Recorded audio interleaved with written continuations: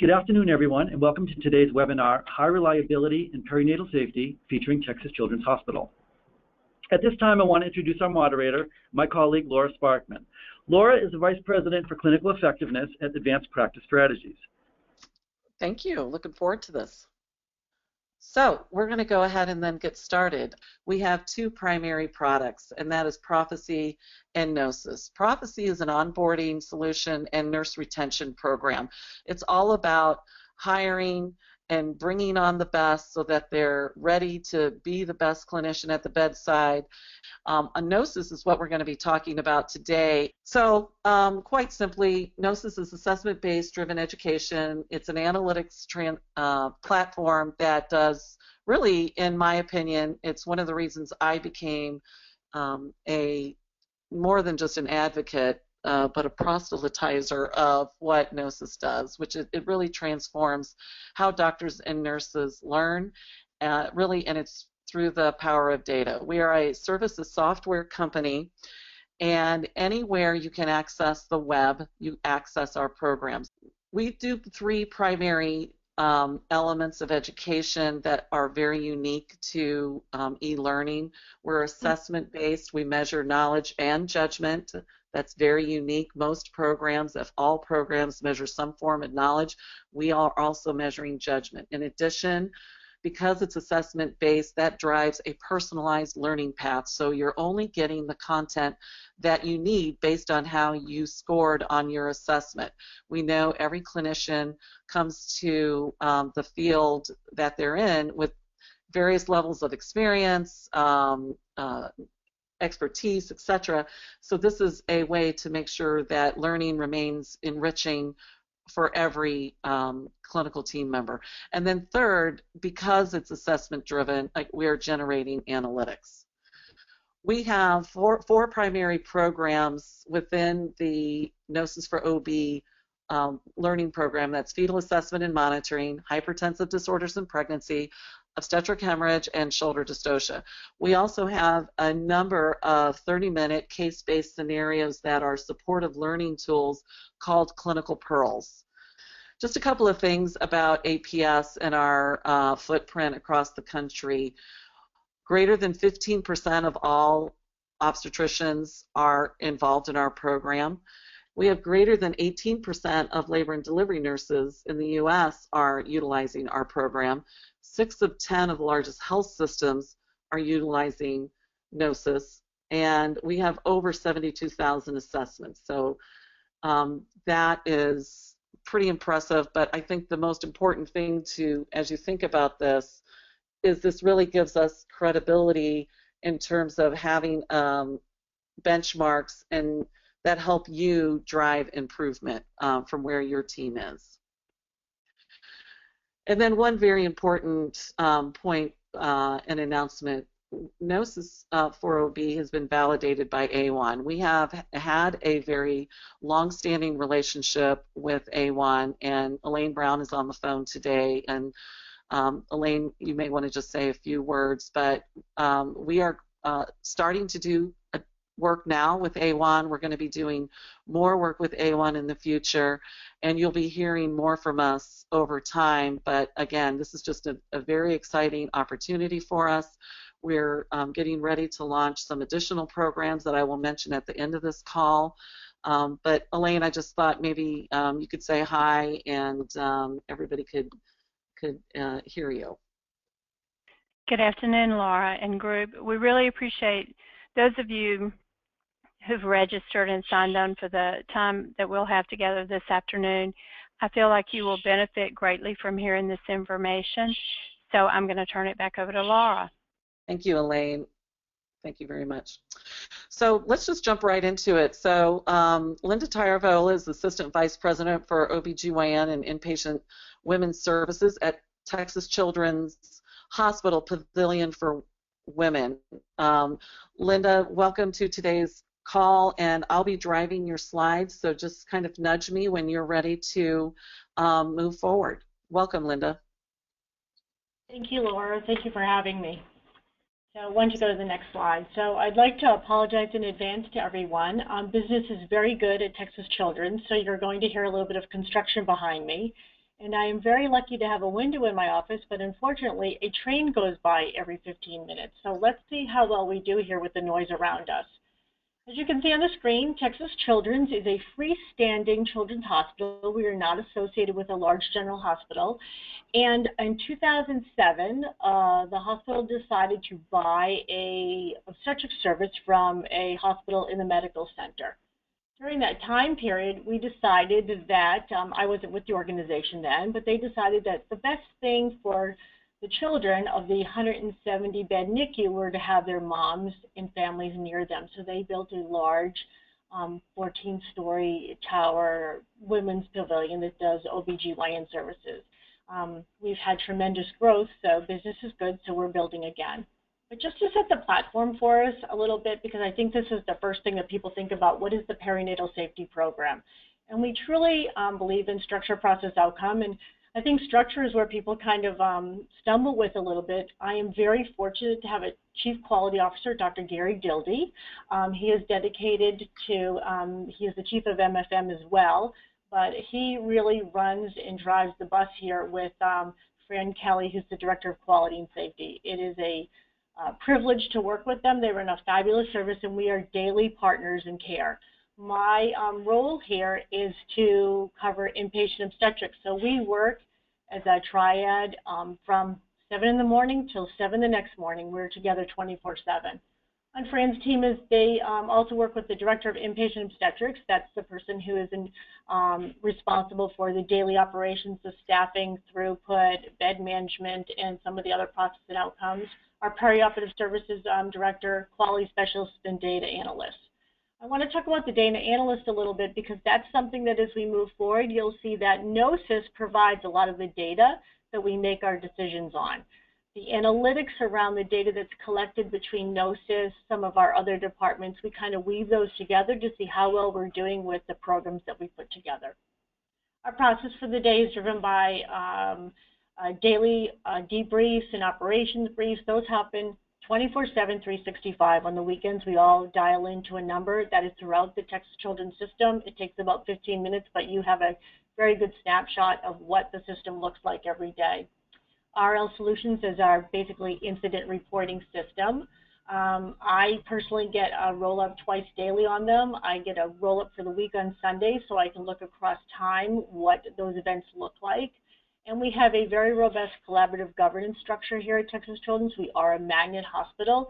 In collaboration with that, we have a quality structure where the PFW reports into the system, which reports into the board.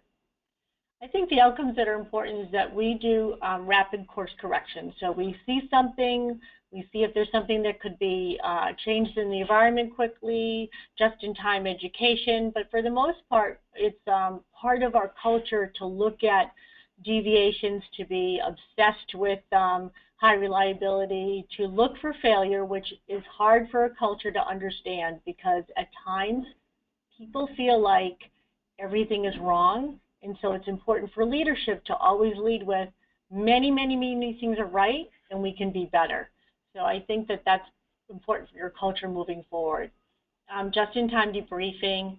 Interdisciplinary debriefing. That doesn't mean that we have a large amount of serious safety events as described by CMS and needed to be reported and accounted for.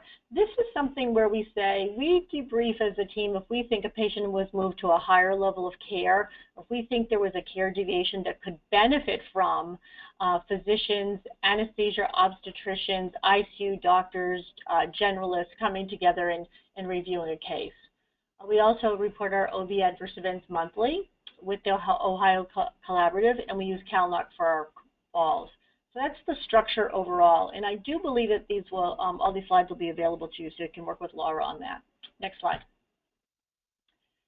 So as I said, I just want to kind of set the platform here because I don't think anybody would think that Texas Children's is really at the forefront of obstetrics. We weren't, but I truly believe we are. The system is going to have their 5th birthday this year, so we opened up in March of 2012. I've been with the system for 3 years. Like I said, it was a small obstetrical service that another hospital was getting out of the business, and we said we'll scoop it up It's a natural feeder to our NICU beds. We have 16 LDRs, triage, operating rooms. We have 70 inpatient beds, and we do practice mother-baby couplet care. I know that for many of you across the country, you'll think that, wow, well, people have been doing that since, the 1990s, but I have to say in the Texas Medical Center, that is not the standard of care, and we did open up that way, and we have been able to maintain it. And we've had steady growth from 2012, from 2,200 deliveries to this year we'll end at 6,000. One of the things when, literally within the first 6 months I was here, I was invited to come to a meeting to look at GNOSIS. I had no idea what it was.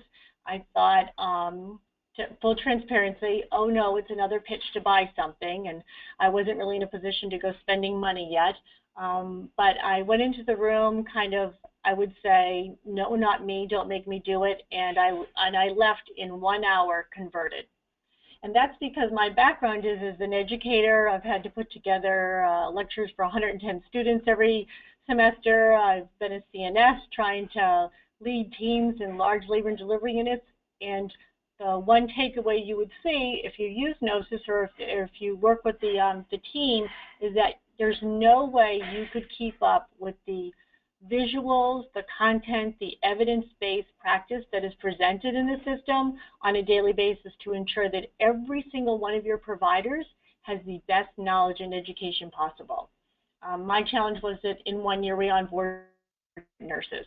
So to me, this looking at it and seeing from my background and what I believe that the nurses and the teams needed here, this seemed like a no-brainer, but then I needed to put it to the test. Can you advance, Laura? So just to give another snapshot, so I think everybody thought as you open a new service that everything, we're just going to deliver babies. How annoying could a delivery service be?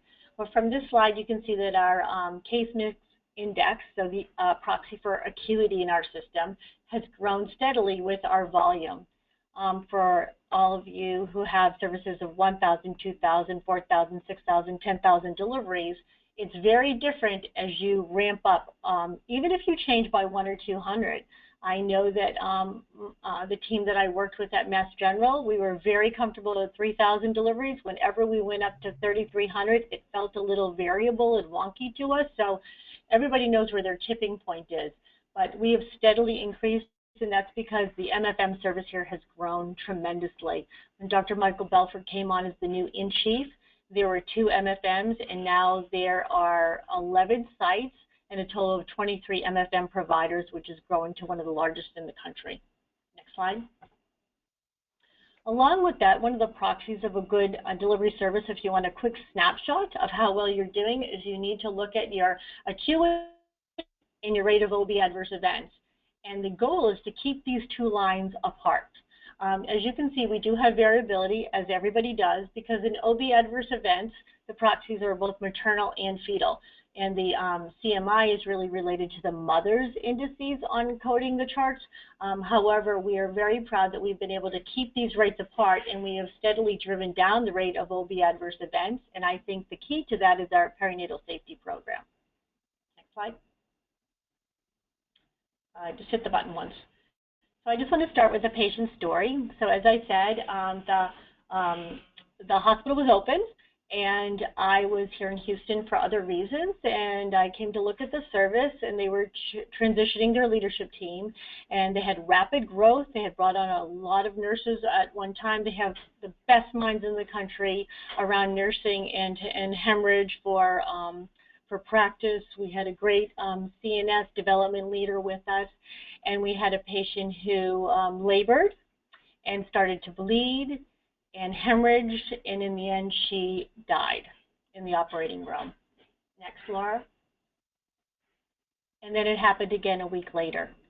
The patients had different pathology, they had different backgrounds, but to have 2 maternal deaths within a week in a new delivery service was sorrowful for these families and for the staff. So I truly believe that part of that was not an impetus to be better, but for us to really pause and take a good look at ourselves and what we could do better to make safety nets to ensure, if at all preventable, that this would never happen again. Next slide. So that was the reason why we had to change. But I think what's important to note is that as a society and certainly a world-class health system, we need to look at ourselves and we need to change. We have one of the highest maternal mortality rates in the world at 26.7%. Just think about that. That for our country, for the systems we have, for the nursing education, the physician education, we can do better with that. Obstetrical hemorrhage, as we all know, is a major complication. It's sometimes hard to diagnose, to say who's at risk and who isn't, and it is one of the leading causes of maternal morbidity and mortality worldwide and in this country. There's wide variation of how we take care of our patients, not just in everyday care, but around hemorrhage in particular, and that's why we're going to focus on this. And there is variation in the way that we apply evidence. There's variation in the way that we educate our nurses and residence physicians, and certainly how we do ongoing education within our different settings.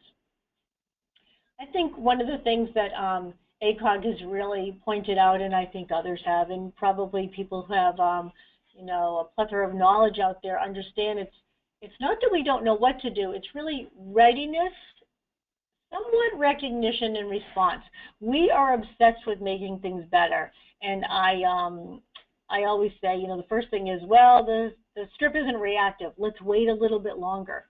Well, an NST is supposed to be a window of time. It's not wait longer. It's not poke the baby. It's not feed the mother. We do this with hemorrhage as well. Let's wait a little bit and see if the drugs work. Let's wait a little bit and see if she'll stop on her own. Oh, she had to pee. I mean, we make up every excuse for something not to be wrong. And unfortunately, with that, with the delay of recognition, the delay in response, people die. And this isn't just here, it is across the world. And I think the national evidence really states that if we would standardize our care, improve our education, standardize education across the interdisciplinary team, we could have better outcomes. Next slide. Like I said, I can't, you look at this and look where the United States is. It's really so sad to see us down the bottom. And believe me, I'm not talking poorly of all the people that are lower than us. I think that when you look at the countries that are above us, we absolutely should be doing better with the amount of money that we spend on healthcare. Next slide. So Texas Children's, we're going to focus on what we used for GNOSIS, and then we're going to talk a little bit about our hemorrhage program. But I did leave in some information here because the two things that we focused on when we first started our GNOSIS journey were fetal monitoring and hemorrhage. Hemorrhage was the first one. The timing was right. We had already started some education. We already had our events where we had heightened awareness that we needed to really shine a light on this and be better. And then certainly our Category 2 fetal monitoring, tracing, our education, and then applying the Category 2 algorithms. Dr. Stephen Clark is now with us. He's been with us for about a year and a half, and this is his passion. So we wanted to make sure that we were ready to gear up when he arrived, and so that was one path that we worked on. So what we had our nurses do and our physicians do is do the fetal monitoring and the OH assessment and get a personalized pathway. We also, with that, dovetailed in a complete, we called it a wave of education, simulation, workstations, and unit-based activities. And I think that's kind of what our approach to education and with using GNOSIS is. I think part of it is that, you know, it's a wonderful system where once you get enrolled and everybody is has their password and they can access it, some people think that's all you have to do, and I want to caution you that that is not the fix. The fix is aligning it with all the other activities in your everyday life in the hospital. So that's why we had different modes of learning around it in demonstrations so that we could improve the knowledge and the clinical decision making. One of the things we did with AWHONN is that for our learners that we believe needed more even after they finished their pathways and we knew that they had finished their GNOSIS, is that we do provide AWHONN principles in practice, intermediate to a fair amount of our nurses if we want them to grow and be better, and we have some new instructors, and so we're very happy that the APS and AWHONN are partnering, so we hope to see that a little bit more interactive and online in the future. That's my plug. But we do use that program extensively as well because people learn differently, and we want to make sure that people have the tools to improve. Like I said before, our briefs and debriefs around events, ran rounds to really push that we are standardizing the management of OH, and a lot of work went into a massive transfusion protocol, and I'm going to share with you what that looks like. How we activate the response teams, who comes, what their roles are, what zone they're responsible for, and truly having it be orchestrated so that it isn't like, well, I'm comfortable if it was Mary, Sue, and Jane in the labor room at night, but I'm not comfortable if it's Emily, Tom, and Susie. It can't be that way. The patients can't depend on who we think are the A-team. That's not true. Everybody has to be the A-team, and this is our way to get there. Next slide.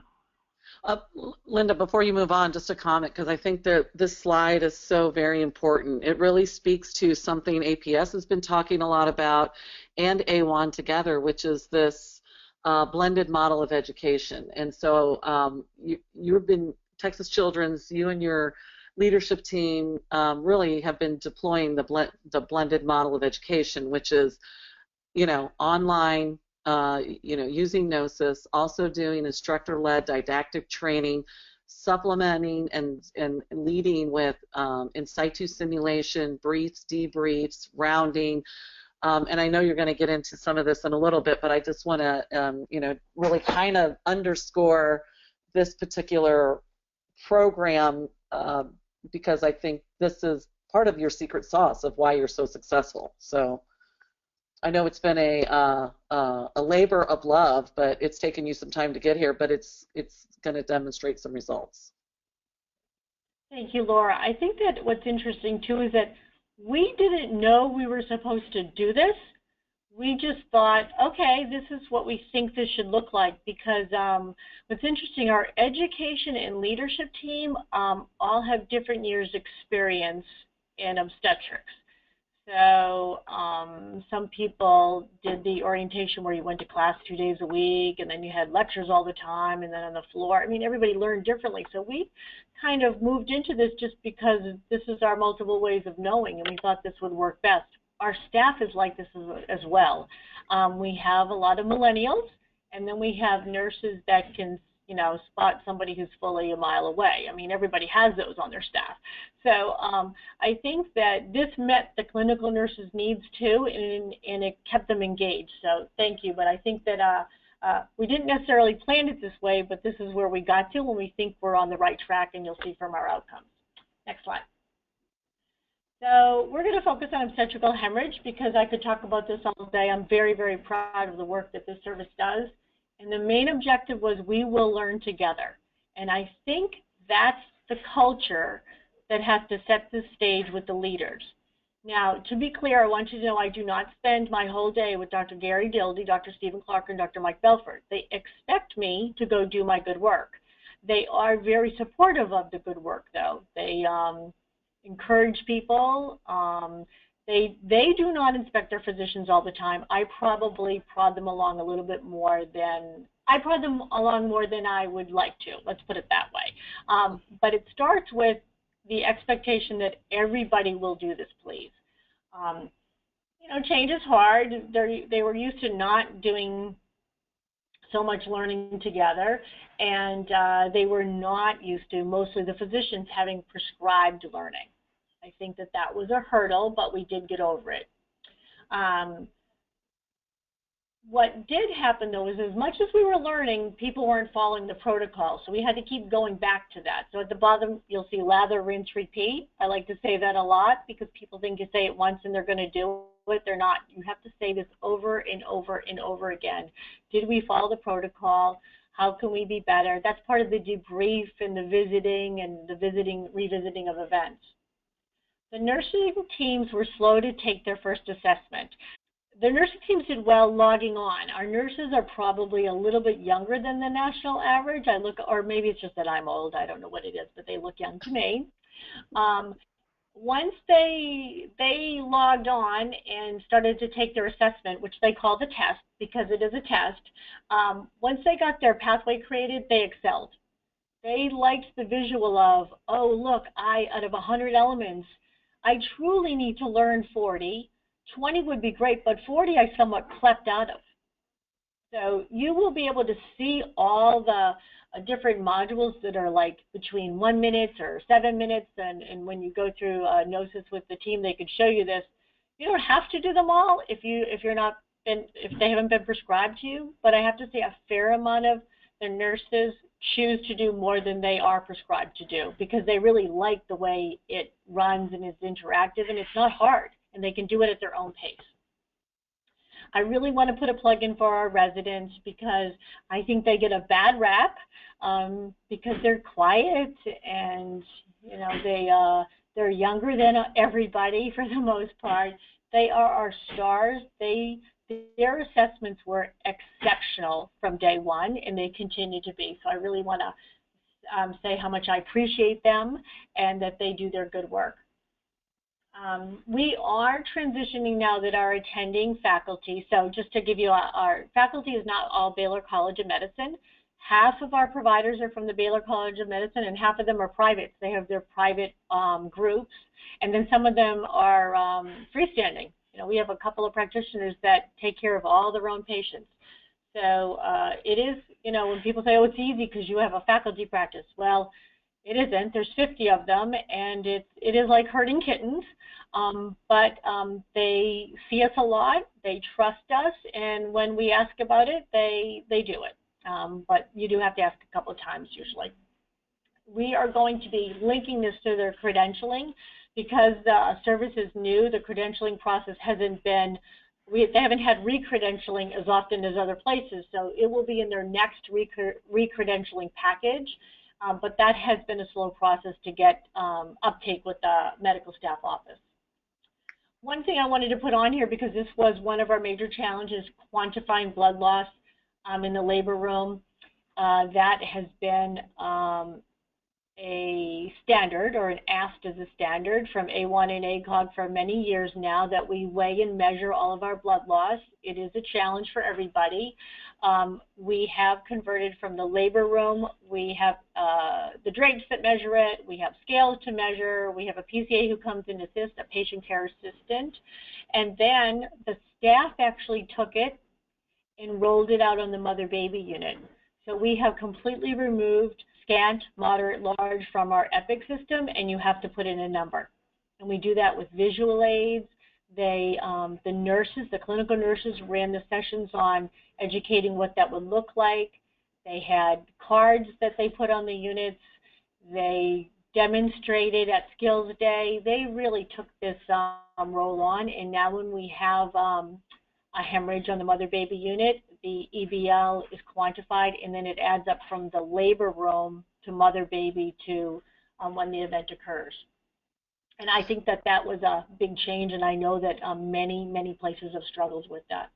Yeah, Lynda, I was just going to say, I think that, your second point there, just because you have a protocol, and I think people kind of, oh, we've got a protocol now, the team came together, we spent time, we built this protocol, we're good to go, we can check that box. But I think what you're demonstrating here, it's so much more than that. You can have a protocol, and you need to have a protocol, but it's all the other things that you're talking about that hardwire it for success and for high reliability, which, it's we've seen time and time again in the data through GNOSIS, estimating blood loss. People will say, oh, well, we didn't score well there. That's surprising. We have a protocol. But I think what you're saying, it's so much more than that. Yeah, it was really, it really was nice to see them want to make this right. And actually, there's a nice paper that I can share with Laura, and many of you have probably seen out of Yale, that has a very good kit that can be used that shows you know, the different pads and everything and how much they weigh. They used that, and then they did their own with the products that we have. So it was really nice to see. So yeah, see, we have all these pretty things too. So this was our, we have lots of versions of this. This is our EBOC is what we call it, our algorithm for treating hemorrhage due to uterine atony. So this is not prevention, this is after the fact. Prevention's another story, but so to begin is that they start to bleed.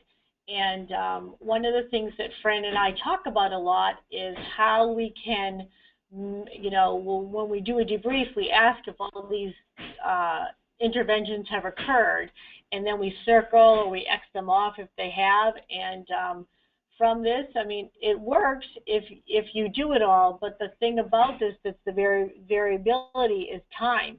And like I said before, let's give her a little more pit and see what happens. We all know the half-life of pit is short. We know it can be saturated. If it doesn't work, it doesn't work, move on. So the challenge of this for us is time to activation. If we see a hemorrhage that occurred over 5 hours, it makes us cringe. So I'm from Boston, so I, you know, probably say something out loud, like, how did that happen? And Fran is from Savannah, Georgia, and she does that, she makes the noise of that's not right.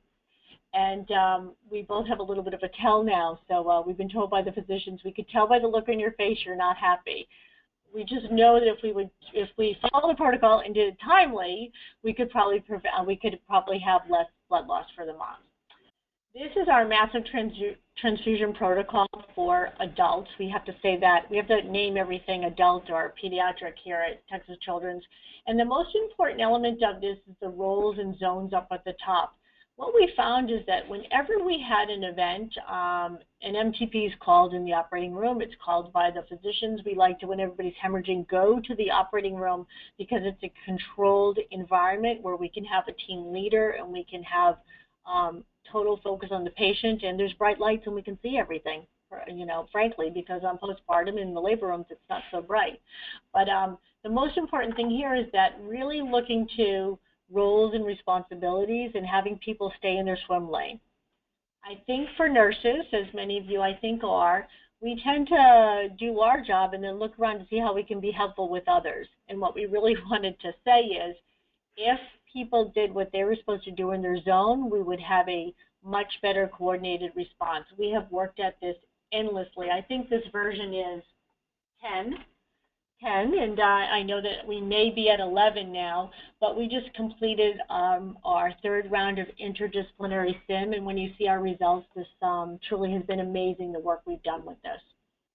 This is just a little pictorial that we used to really show people, because the zone concept is used in code response. It's used in emergency medicine, but we didn't use it as much in obstetrics. And so Fran and actually Suzanne Baird, as many of you know, Suzanne worked on this as well when they were first developing it. And we have, this has continued to live on here as a way for us to teach and learn together and to kind of move different zones around with different actors and players. So this has shifted a little bit, but this is a good way to show where people are supposed to stand, the roles that they're supposed to do, so that we ensure that every role is accounted for. So I think that one of the most important things for many, probably the administrators or the leaders online, is you want to know is the impact of education and process. Does it really affect change for obstetrical hemorrhage management? So the two data elements that we look at is the maternal transfusion rate, greater than or equal to 4 units of packed red blood cells with any patient, or the activation, which usually is the activation of maternal massive transfusion protocol.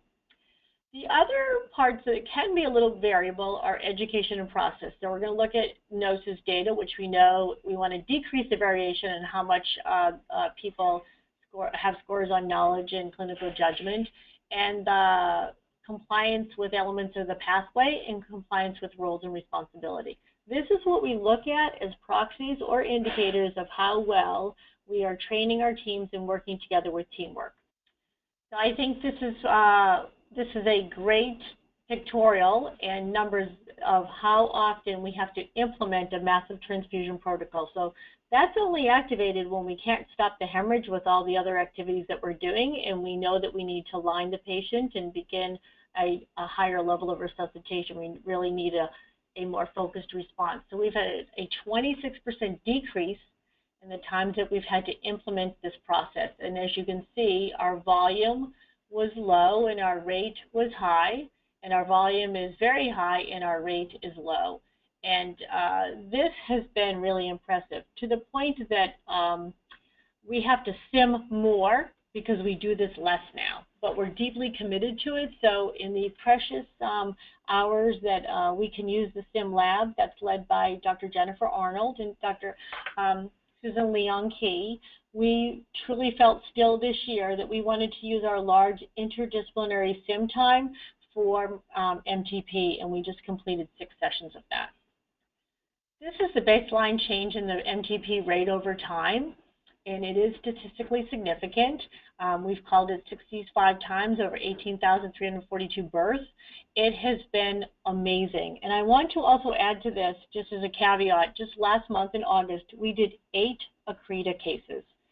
So unfortunately, we're a little bit of a magnet for the exotic, I think. I think Dr. Belfort tracks that. And I think he would laugh if he heard that. I say that to him often, that we want to be known as the place to send your patients from all over the Southwest if they have an ACRETA. Many hospital systems may do 4 a year.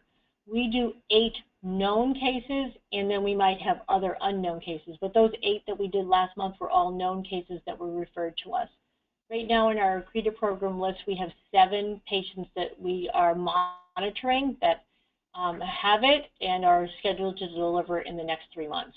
Plus, anybody else who gets called from Louisiana. Texas is massive. It's huge. They call us from all over Texas. We have MFM presence up in the Panhandle, out west in El Paso, so we have a large caption area.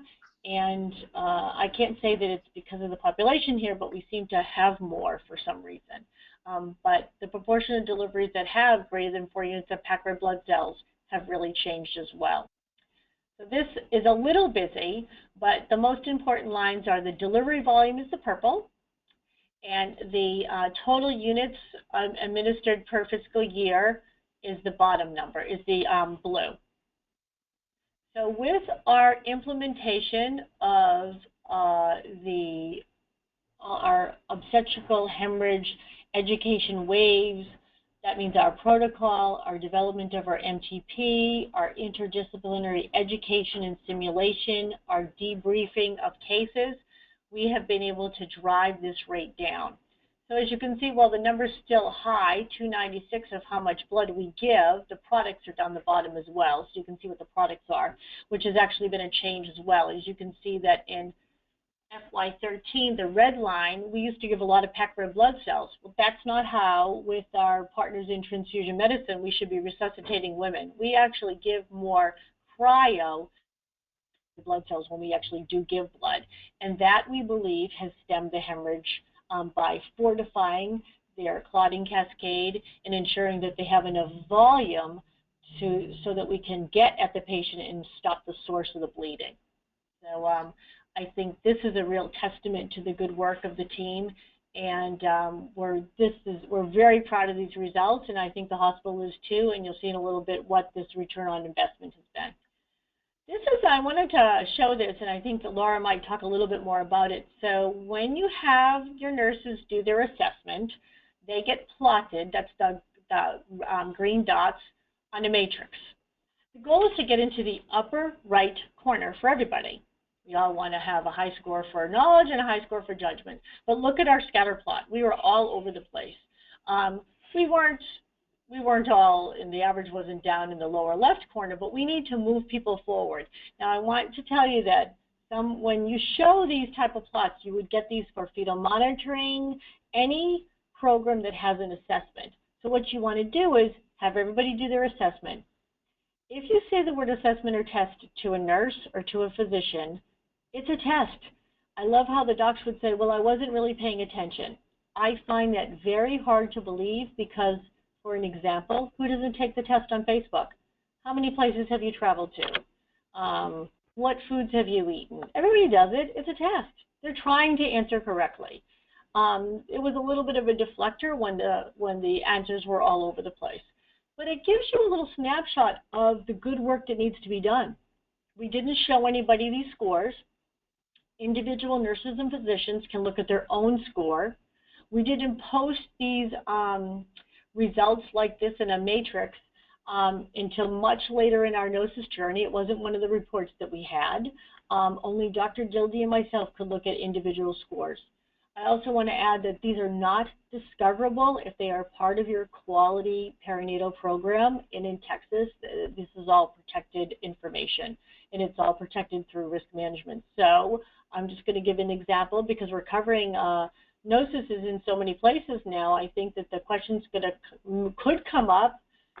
Did you participate in GNOSIS, or what was your score, or whatever? It's not discoverable. I mean, if you tell them, but you can't say what it was to the other nurses. So if we had a nurse who was in the lower left corner, had a patient who hemorrhaged, we would never tell anybody that. So I think you need to work with your risk management group and discuss that, but all of this information is protected.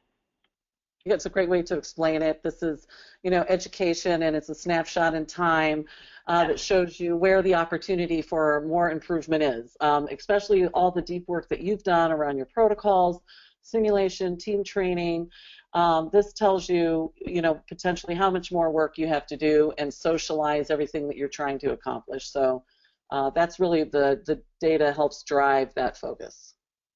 And I think for I'm in budget season right now, as many of you might be, and it's not Christmas, as we all know, so we're not getting gifts.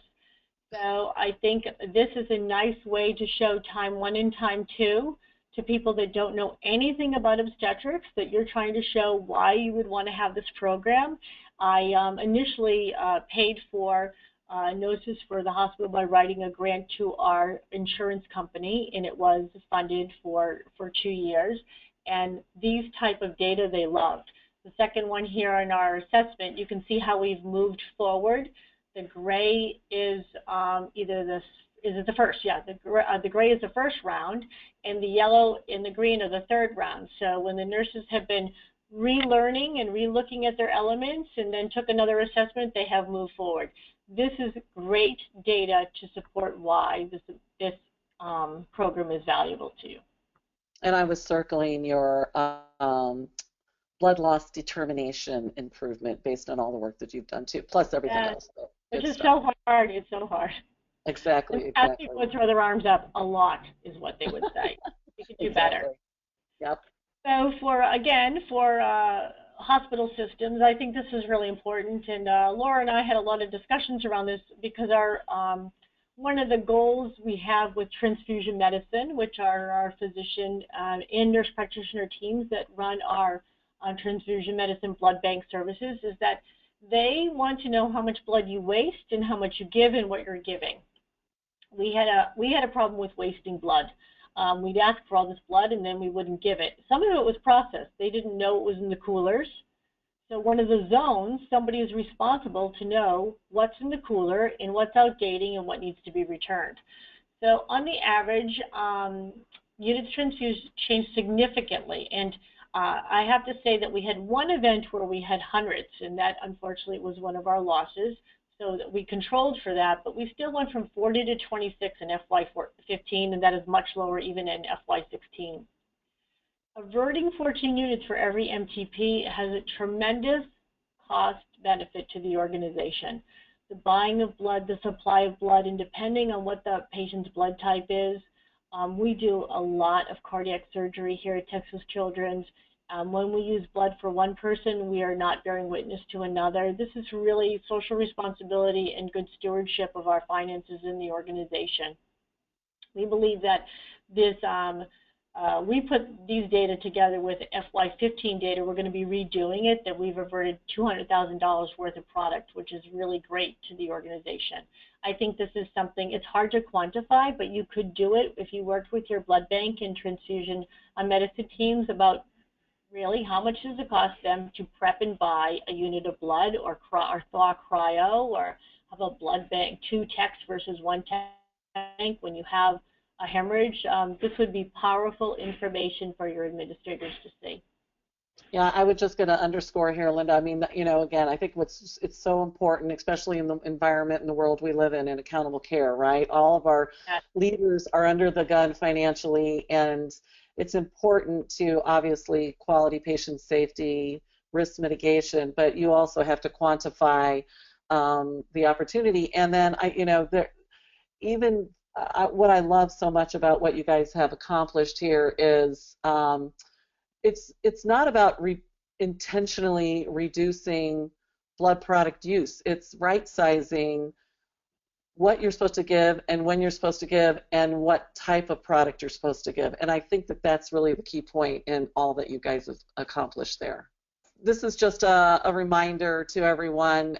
For each one of the GNOSIS programs, we really do encourage you. This is part of the work that we do in supporting all of our clients, is really to get the end game in mind, which is what are you trying to improve. And obviously Texas Children's, they did a deep dive on their obstetric hemorrhage program, and these are some of the measures that they've been utilizing, but you know, everybody should be having a very robust perinatal safety dashboard, and so we just put this up as a reminder. I'd love to get any anecdotal comments you have about the changes in the culture that you've seen with the team and what you're seeing and hearing from your providers, your residents, and your nurses. Well, I think the most important thing is that the culture is that you're supposed to learn. I think that everybody expects that and wants that. I'm going to say, though, conversely, because we ask questions all the time, you have to remind yourself to tell people, you've done a great job. We just want to be better. Because if you don't lead with that, it feels like you're beating them down. And I just want to caution you with that. So we talk about that as a team a lot. I'm very energetic. I'm very involved, and I have to temper myself sometimes of like, what are we doing? What's happening here? And I do lead often with, nobody did anything wrong. We all come to work to do the right thing. Nobody came here to harm anybody. What can we do to be better? What can we do to support you?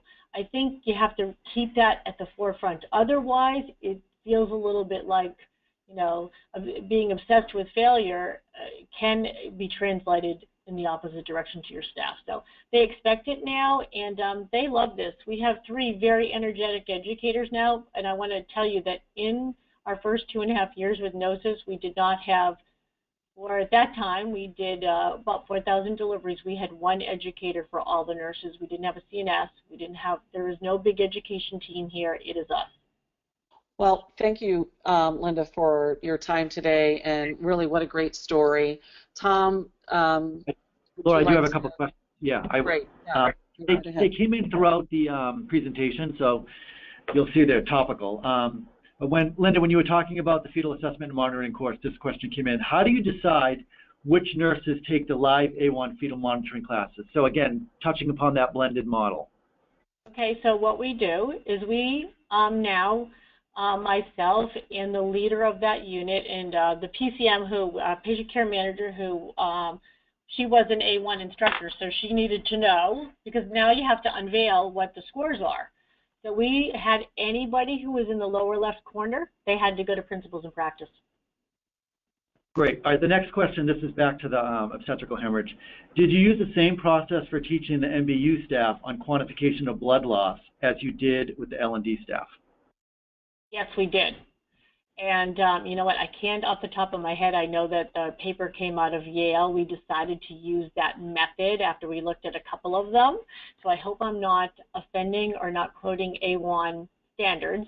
It is a method to use to quantify. It's visual. They show you, this is a pad. They have a picture of a sim model lying in a puddle of blood. Nurses know what that looks like. They know what a clot looks like, the size of a plum, a grapefruit, and they tell you that's 400 cc's, that's 300 cc's. So they use the same one throughout, yes.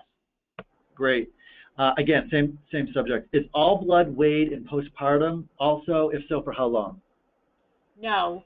Blood in postpartum is estimated, and there's that Boston accent, people. is estimated visually by using the visual aid card, which has, like I said, there's a picture of a blue pad with saturated with blood. And I don't mean to be so graphic, excuse me, Tom and team. That equals 150 cc's. Once they declare that there's a hemorrhage, yes, a scale and a hemorrhage cart is brought into the room, and while the physician is intervening, they Foley, balloon, giving bloods, they start to gather everything onto a scale.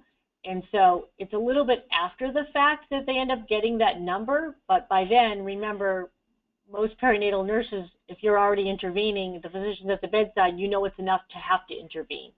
So, but yes, they do. Once an event starts, they weigh it. Terrific. All right, one more related to fetal assessment monitoring. How many hours do you budget for each RN for either the in-person AWHONN fetal monitoring class or a combo of GNOSIS and the didactic? That's a really good question. So we as a service, Texas Children's is very generous with their payroll and their time. However, we're good fiscal stewards. We made the conscious decision that unless you were at work or you came to work and clocked in, that we didn't pay you for GNOSIS. The beauty of this is that you can do it on your own time.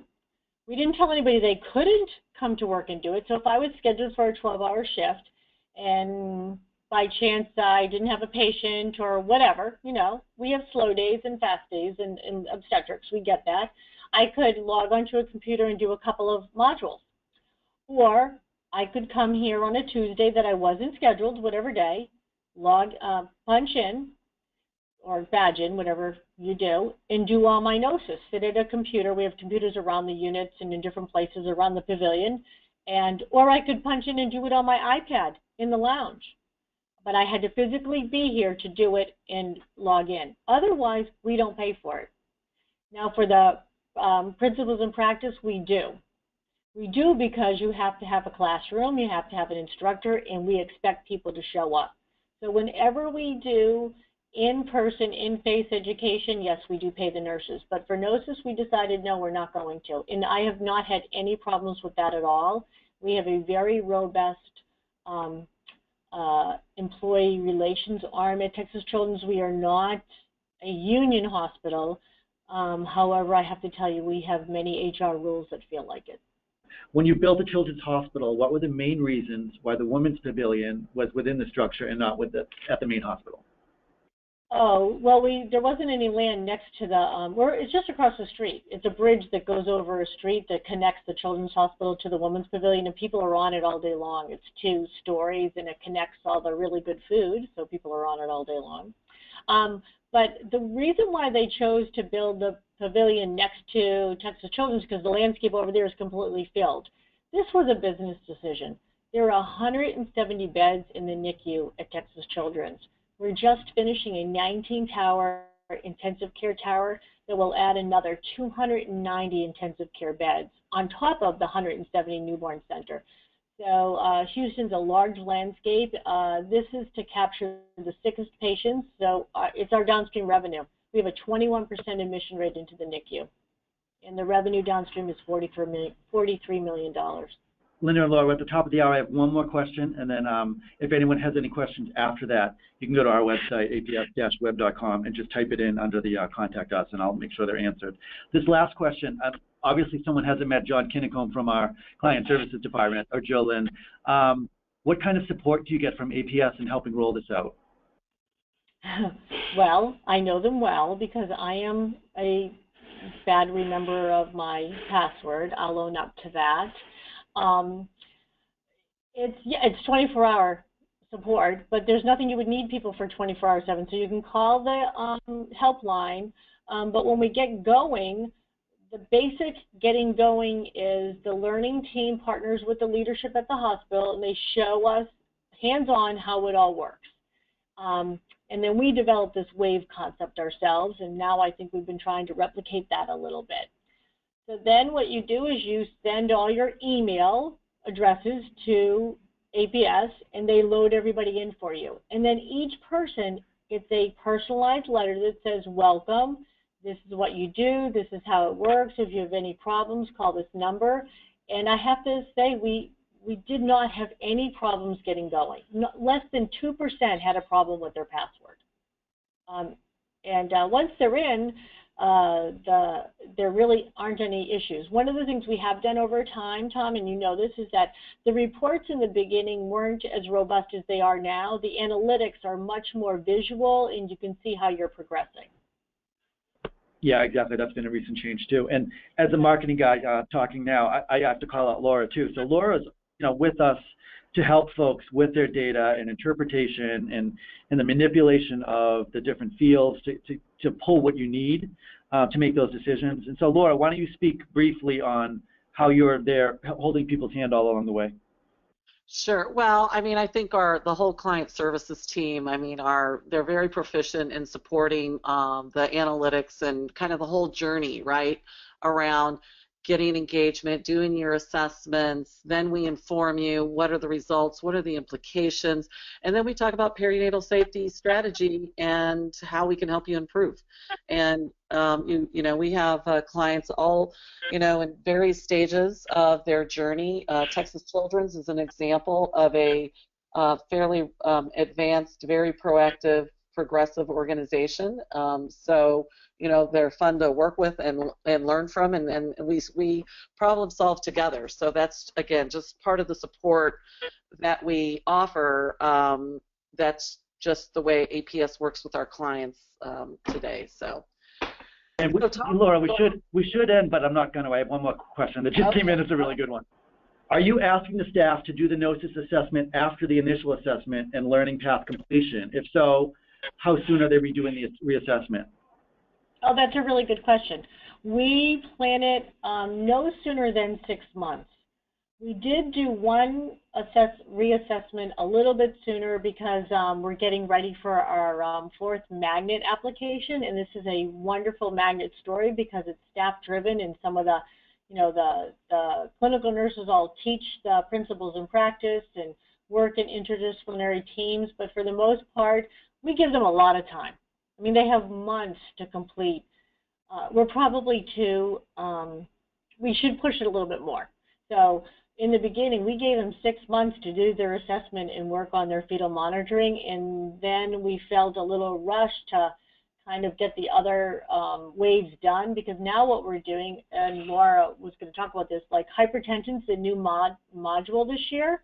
So we're matching that up with our education on, we're implementing a maternal early warning system, a process whereby if a patient has a deviation, and one of the biggest deviations is management of a hypertensive crisis, that an emergency response nurse and a physician will come to the bedside if the patient's blood pressures are out of range ×2, and then our metric is time from identification to normalization. And right now, the data that we have from Ben Taub General Hospital, which is our partner with BCM, was it used to be greater than 5 hours, and now it's down to just over an hour. There's a lot of learning science embedded into the GNOSIS platform, and we will help every organization figure out what's the right cadence of learning. We typically see on an annual or every other year reassessment cycle because there's so many other things happening. I mean, you're supplementing it with simulation and team training and EPIC updates and other things that you have to do. But that, again, is something that's very customizable, and we work directly with you to do that. The other one thing I wanted to end on, besides thanking Lynda, thank you so much for today and your time and your willingness to share your good work, is AWHONN and APS are joining together again in some really good work around perinatal safety improvement. It's called the Mothers and Babies First Project. It's really a perinatal safety improvement project, and Lynda is going to be serving as one of the advisory council members. If you'd like to hear more about that, I mean, quite simply, we want to improve care. We want to improve neonatal harm and maternal mortality across the country. We're bringing together thought leaders from some very well forward-thinking organizations. Lynda is one of them that's going to help advise and organizations that join as project participants. So if you'd like to learn more about that, please just respond to Tom, these phone numbers here, and we'll be happy to get you some more information about that. So Lynda, again, a very big personal thanks to you, and thanks to everybody for joining. Elaine, thank you for being on with us and representing AWHONN today, and we hope everybody has a great rest of your day. Thank you very much.